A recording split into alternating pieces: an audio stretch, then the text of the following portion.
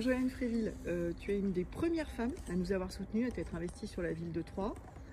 Qu'est-ce qui t'intéresse particulièrement dans cette élection municipale?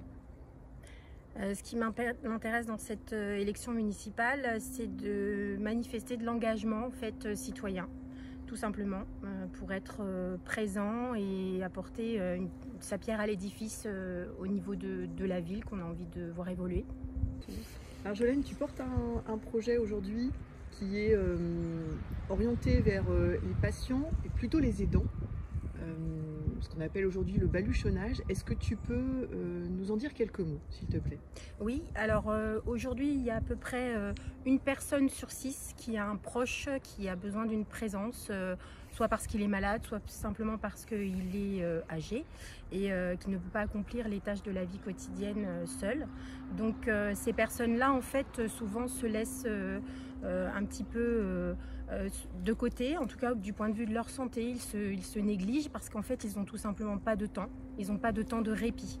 Et ce que j'aimerais porter, c'est un projet qui leur permette effectivement de trouver ce temps de relais à domicile et qui puissent aussi avoir une vie, et puis, enfin, une vie pour eux et une vie également pour essayer de s'occuper de leur santé, principalement aussi parce qu'ils se négligent.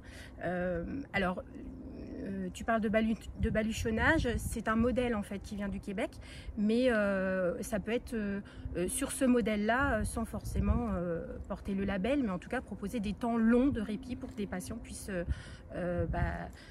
avoir quelqu'un à côté d'eux pendant plusieurs jours et que ces aidants puissent eux se reposer aussi. D'accord. Donc ça veut dire que aujourd'hui le baluchonnage, comme tu le disais, c'est un label. Donc derrière ce label, ça peut être générateur d'emplois. Oui. On peut créer effectivement tout un réseau. Donc toi, tu peux m'expliquer un petit peu plus? Oui, l'idée ce serait que souvent ces personnes aidantes auprès de patients sont des gens qui ont une cinquantaine d'années, 60 ans. Ils ont soit une activité professionnelle, soit effectivement ils sont à la retraite. Mais du coup, il faut qu'ils assument deux choses en même temps. Et ça peut être tout à fait créateur d'emplois dans le sens où ça pourrait être des relais de 3-4 jours dans le mois ou 10 jours. Donc ça peut correspondre à des profils de personnes qui ne travaillent pas 5 jours sur 7 mais qui veulent travailler quelques jours dans le mois, ou même des familles, je pense familles monoparentales également, qui pourraient, quand on a ses enfants une semaine et que l'autre semaine on ne les a pas, on peut se consacrer à ce genre de travail. Donc c'est de l'insertion professionnelle? Oui. La création d'emplois derrière, clairement, avec un partenariat avec des sociétés sur le territoire qui pourraient porter ce genre d'emploi. Oui, ou le milieu associatif ou des entreprises qui seraient partantes pour proposer cette aide à domicile. C'est un schéma, j'allais dire, qui peut correspondre à un besoin parce que c'est quand même atypique comme travail.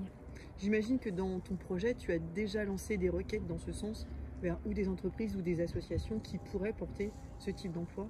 Oui, pour l'instant, j'étudie différentes solutions pour voir si effectivement il faut s'adresser à des entrepreneurs, des prestataires de services ou alors vraiment le milieu associatif, mais avec des salariés.